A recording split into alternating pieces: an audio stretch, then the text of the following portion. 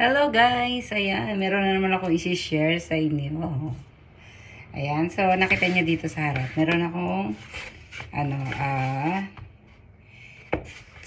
perasong itlog. Pero guys, hindi lang to basta-basta itlog. Ayan.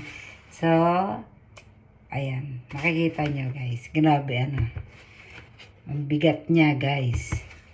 So, buksan na natin. Ayan. So, sa nakikita nyo guys, meron akong pinakamalaking itlog dito.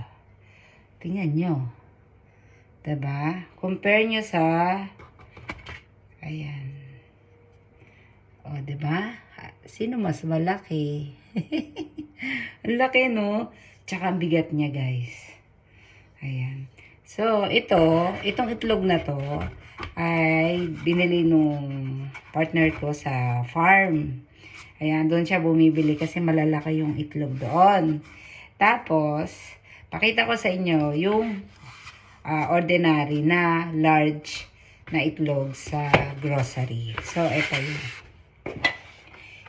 Ayan. So, ito yun guys.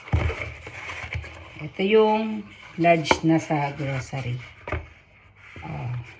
I-compare nyo naman dito sa ating isang malaking itlog. Oh, diba? Oh, diba? Grabe, no? Sabi ko nga, manok na yung nasa loob nito eh. Hindi na, ito sisiw, ito manok na. Diba? Ang laki. Yun lamang, guys. Thank you for watching. Bye!